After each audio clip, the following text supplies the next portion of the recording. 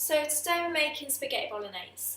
I have to make a vegetarian one as well as a meat one because of my daughter. So here goes.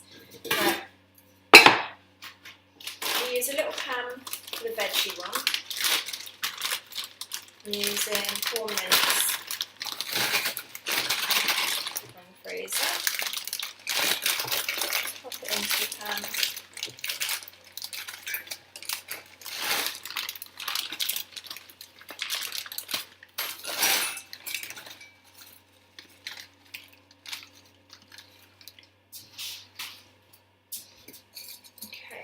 That's going to be plenty enough for one person. That's probably going to be enough for 2 meals in that one. Let's put that on the side. Because vegetarian mince is made from corn, it doesn't have anything really come out of it when you start to cook with it. So you don't have to worry about browning it like you do with normal mince. You can just add your veggies and bits in and cook from there. So we'll leave that one for a minute. This is the meat one. So I've got a pack of, it's beef and pork mince from Asda, and there's 750 grams there. I'm not going to use all of that, I'm going to save it, and then I'm going to make a lasagna with it tomorrow night. So I'm just going to use half. About half, should be about that much. And put the rest back in the fridge.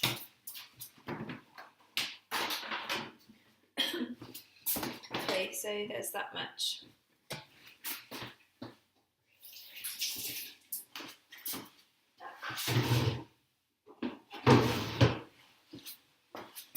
Okay. So I'm going to pop this onto the pot on a low heat, just to brown. Some oil will come out of it, so I don't need to add any oil in because it's a cheaper meat. If you're using a more expensive meat, then you might need to add a little bit of oil, just because there'll be hardly anything coming out of it. Okay, so I just need to peel and chop an onion now. I'm going to use half an onion per bolognese. So half in the vegetarian one and half in the meat one. Just put this in some food waste bin, won't be a sec.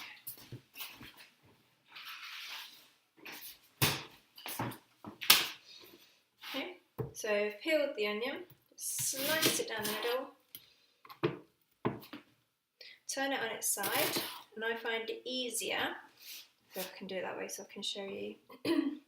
Just turn it on its side, hold it, and slice. Then keep it all together still, and chop the other way.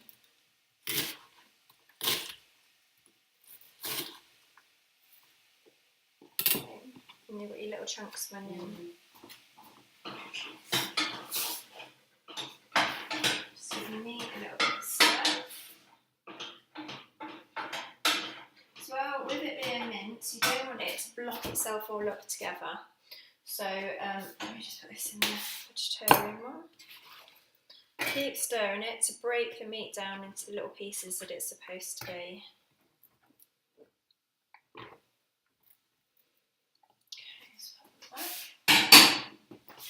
Now I'm going to chop up the other onion. Because the mince isn't ready for the vegetables to go in yet, I'm just going to set them to one side. And this is going to be my spaghetti pan. So, let's pop these in here. I'm not going to cook them with the spaghetti. It's just so that I've got somewhere to put them until the meat's ready. And then at this stage, you don't want it to stick to the bottom, so don't have it on too much of a high heat. Just keep it on quite a low heat. It'll take a bit longer, but it will stop it from sticking and burning. Okay, so mushrooms. I've only got 5 left. My daughter doesn't really like mushrooms anyway, so I'm only going to put a couple in hers. Now what you can do at this stage as well is if you've got kids who don't really like their veggies, you can grate some carrot and some courgette, or one or the other, or both, into your spaghetti bolognese, because it breaks down so much. Sorry, please excuse my phone buzzing. It breaks down so much that you can't see it and they can't taste it, but they're getting their veg that they should eat.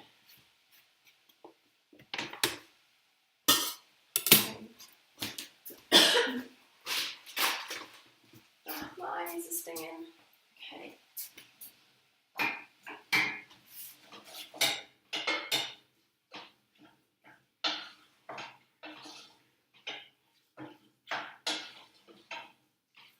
It's coming along nicely.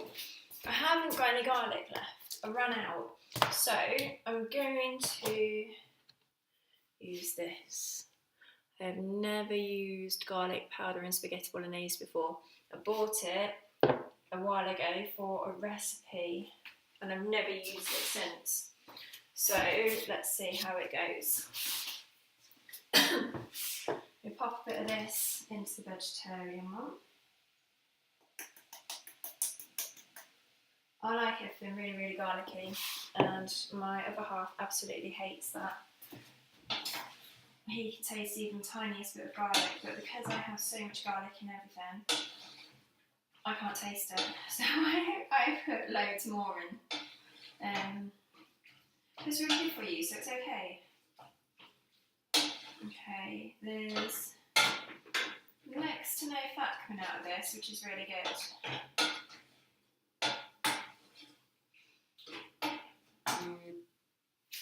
I'm just going to move my phone because it keeps buzzing, sorry. Okay.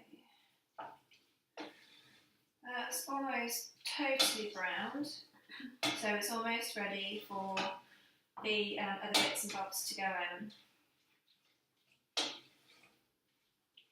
Okay, so what I'm going to do, excuse me, is put the vegetarian one on a low heat as well, on a small ring, because I'm only using a small pan.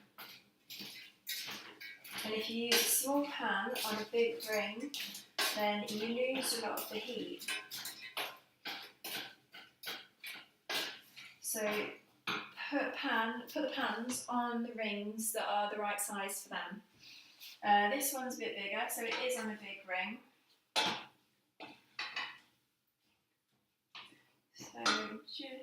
But it is turned quite low, so it's fine, and I will swap it to the back in a little while.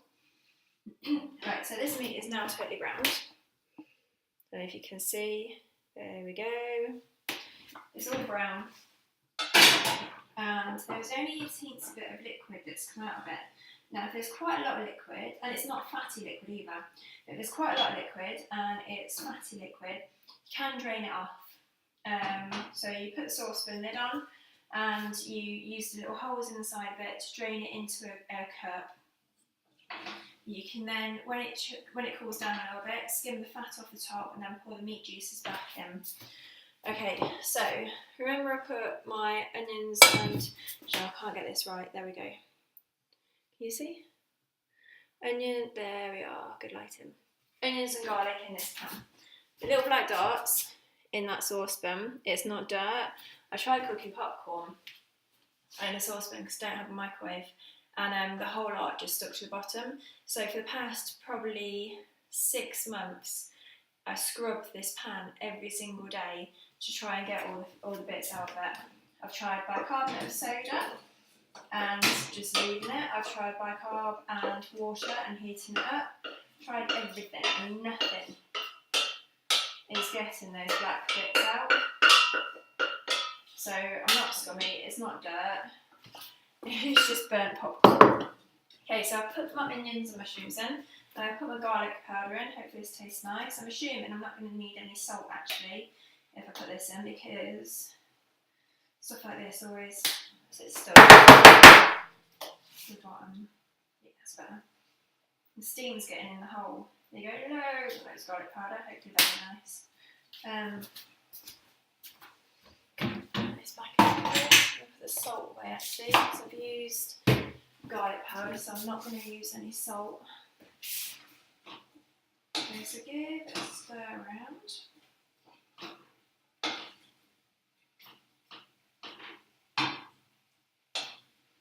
Now don't forget about your vegetarian one. It's kind of not really doing anything but melting the corn. So right, this passata I opened the other day to make, I was making spicy vegetable pasta. I didn't use it, I didn't need to use it all, so I put it in the fridge. So I'm going to use the rest of this. It's just normal value passata. Passata is just, it's kind of like sieved tomato juice, but it's quite thick. So that's half of a carton of passata in the vegetarian one. Okay. I also need to put some herbs in a minute.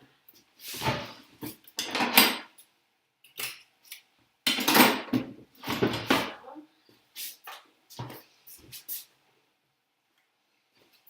So I will pop in a whole carton of passata into this one, because there's quite a lot of meat. And I've purposely used half a packet of mince, even though I know that's going to be too much, so that I can freeze it. Freeze what's left for another day. Don't ever throw it away. It can be used, most things can be frozen and used for another day. You really don't want to waste them. Right, okay, so that's okay and it's small, right? I'm going to put the meat on and its back ring, and now I'm going to heat some water in this saucepan for the spaghetti.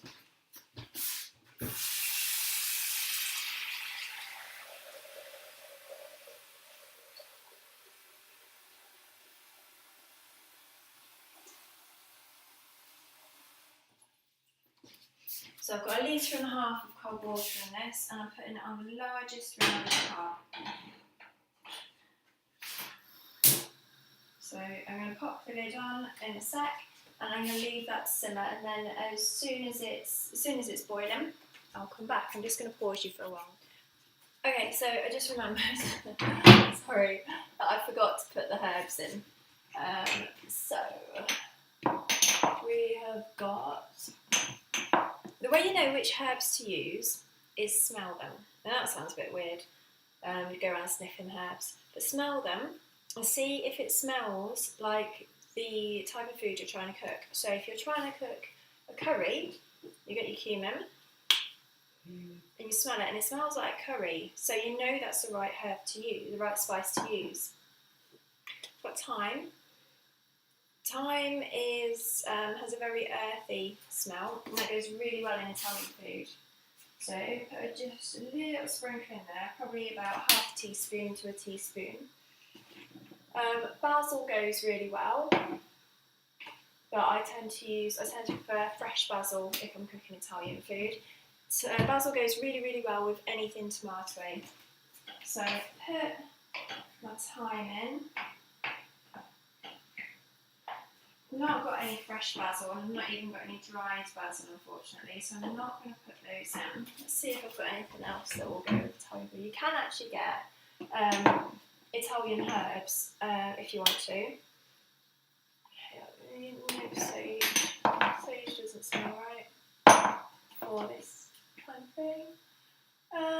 Yeah, that's, I think, going to be about it, because I'm not putting Nando's peri salt in there. Okay. So I'm just going to leave this to simmer. You can also add some red wine in if you want to. However, I prefer to drink my red wine as opposed to cooking with it. So I'll be having a glass in a little while. We're still waiting. Sorry, you can see that underneath of my cupboards. I haven't painted them yet either, look. But in fairness, we only moved in May and it's only January. Okay, so still waiting for the water to boil for the spaghetti. Got my spaghetti here, just waiting. Both the bolognaise are simmering on a really low heat, and that's fine for them to just cook away because you want to cook the onions and the mushrooms and kind of merge all the flavours together. So I'm going to pause you and we'll come back when the water is boiling for the spaghetti. Right, so my water for my spaghetti is now boiling. Forgot to put the lid on. Oh, I did say I was going to do that. So I'm going to pop some spaghetti in there. That should be in there. Okay, so you just get your spaghetti in your boiling water and just put it in. I generally, sorry you can't see that, generally just hold it till the bottom starts to soften. Obviously don't go in your hand.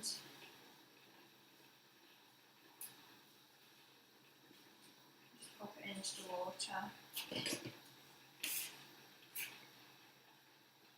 Make sure it's all in the water because if it's sticking over the edge and leaning on here, it will burn and get all smoky and gross, and then you have a hard piece of burnt spaghetti. Okay, give those a bit of a stir. Don't be afraid to test it, to try it. What you're looking to see if it tastes alright. See if you need to add any salt in. I've used garlic powder instead of actual garlic because I've run out of garlic. Ordinarily, I would have put 2 garlic cloves into the meat one, so you probably would only prefer one, and I put 1 in my daughter's. One tastes like crap. I wouldn't recommend being a vegetarian. So that's bubbling away, and spaghetti generally takes, I think it's 12 minutes. I usually leave it for 15 because I like it lovely and soft. When we were on holiday in Rome, the Italians had it really crunchy and I didn't like it at all. It tasted raw, but it's all down to your personal preference. Just give that a bit of a stir. Keep stirring the sauces every so often so that they don't stick to the bottom of the pan. Okay, so you need to leave the spaghetti for about 15 minutes now and for it to soften up. If you want to try it and see if it's soft enough to eat, soft enough that it's ready, get a fork, take out 1 strand and just eat it. Really, and that's how you know if it's how you like it, and if it's cooked to how you like it. So I'm going to leave that for about 15 minutes, and I'm going to pause you in the meantime, and we'll come back in 15 minutes. Right, so the spaghetti is now at the consistency that we like. So I'm just going to turn this off. Turn the spaghetti pan off, and I'm going to drain it into the sink using a colander. Drain all the water out.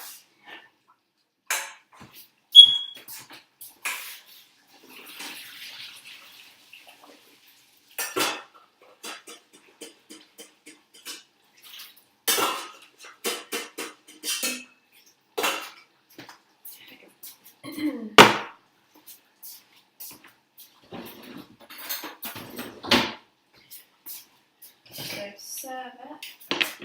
Just a second. Right, you can also turn these off now as well, meat and the fake meat. So serve the spaghetti onto your pasta bowl.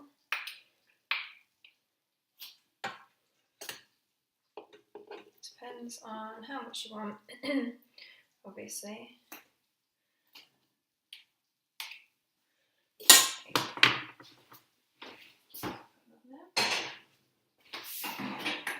So this is the vegetarian one.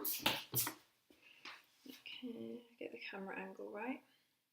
I don't know if you can see. That's the veggie one. That's what it looks like. Nice and thick. Really good consistency.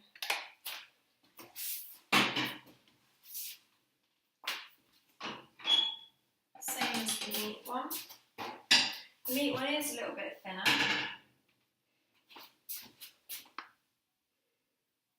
There we go. But still just as yummy.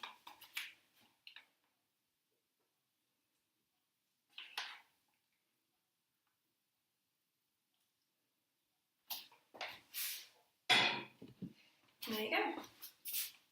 Spaghetti Bolognaise. Yum yum.